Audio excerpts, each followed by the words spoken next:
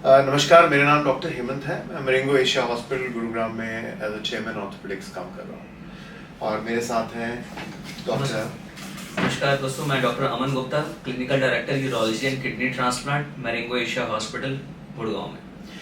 आज के वीडियो का पर्पस यही है कि मैं इनसे ये पूछना चाहता हूँ कि मेरे बहुत सारे पेशेंट्स हैं जिनमें हम नी रिप्लेसमेंट सर्जरी करते हैं और सर्जरी करने के बाद अगले दिन या उस दिन शाम को उनको यूरिन में दो दिक्कत आती है। एक, वो कहते हैं मुझे पास ही नहीं कर सकता हूँ, और दूसरा वो कहते हैं डॉक्टर साहब हमारा पेशाब निकलता जा रहा है पर फिर भी बहुत ज्यादा दर्द है।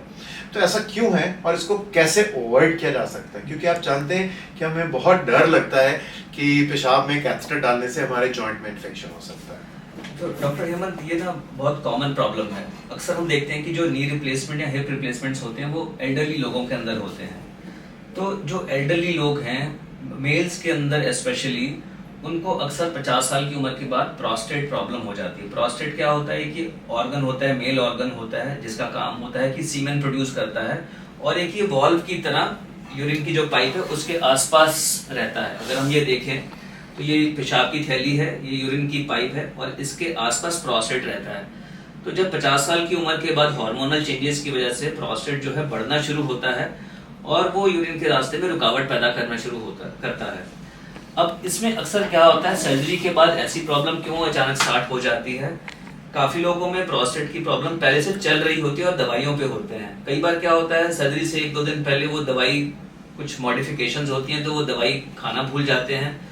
और दूसरी चीज होती है, सर्जरी के टाइम पे जो एनेस्थीसिया लगता है या फिर सर्जरी के बाद जो थोड़ी पेन होती है और पेशेंट जो है इमोबाइल है उस टाइम पे बेड पे है 1 दिन के लिए एटलीस्ट, और उस टाइम पे जो सर्जरी चल रही होती है उस टाइम पे इंजेक्शन के द्वारा आईवी फ्लूइड्स दिए जाते हैं। अब इन सब से क्या होता है, पेशाब की थैली ज्यादा भर जाती है और यूरिन पास करने में पेन की वजह से, इमोबिलिटी की वजह से और दवाइयों की वजह से यूरिन पास करने में परेशानी होती है। डॉक्टर साहब, मैं जानना चाहता हूँ कि क्या कोई ऐसी एक्सरसाइजेज हैं या कोई ऐसी प्रक्रिया है कि जो पेशेंट को मैं कह सकूं सर्जरी से पहले आप ये करके आए ताकि इस तरह की घटना होने का चांसेस कम है? 1, 2, जो फीमेल पेशेंट्स हैं उनमें तो प्रोस्टेट नहीं है, तो उनमें क्या कारण है? उनकी कोई वीकनेस है मसल्स की, वो क्या प्रिकॉशन ले सकते हैं हम लोग ताकि उनको प्रॉब्लम ना हो? सो डॉक्टर हेमंत, जो मेल पेशेंट हैं अक्सर उनकी प्रोस्टेट की दवाई चल रही होती है, तो उनको ऑपरेशन से पहले ये गाइड करना जरूरी है कि वो 1 रात पहले अपनी प्रोस्टेट की दवाई लेना ना भूलें। दूसरी चीज, कई बार ऑपरेशन के बाद क्योंकि दूसरी मेडिसिन चेंज होती हैं तो उस दिन भी वो अपनी प्रोस्टेट की दवाइयां कंटिन्यू रखें।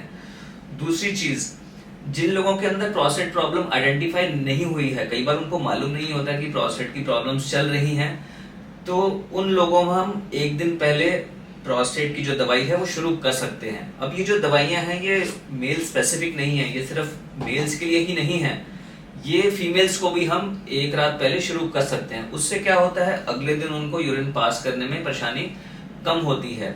फीमेल्स के अंदर प्रोस्टेट नहीं होता, लेकिन पेन किलर्स की वजह से, एनेस्थीसिया, स्पेशली स्पाइनल एनेस्थीसिया, इन सब की चीजों की वजह से जो पेशाब की थैली है उसकी मसल्स जो है पंपिंग पावर टेम्परेरीली कम हो जाती है, और क्योंकि वो उस टाइम पे बेड पे होते हैं, पेन में होते हैं, उठ नहीं पाते हैं, कई बार वो लाइन डाउन पोजीशन में वो यूरिन पास करना उनके लिए मुश्किल हो जाता है। तो इस कारणों से ये सब प्रॉब्लम्स होती हैं और काफी बार ये बड़ी टेम्परेरी इश्यूज होती हैं, 1 आध दिन में सेटल हो जाती हैं, लेकिन रियली कई बार वो यूरिन पास नहीं कर पाते तो हमें वो उस टाइम पे कैथेटर से यूरिन रिलीज करना पड़ता है। थैंक यू डॉक्टर अमन। हम नेक्स्ट टाइम हम जरूर ये भी बात करेंगे कि हम क्या एक्सरसाइज कर सकते हैं ब्लैडर के लिए जिससे हम अपने ब्लैडर मसल्स को स्ट्रॉन्ग कर सकते हैं। Thank you so much. Thank you. Thank you.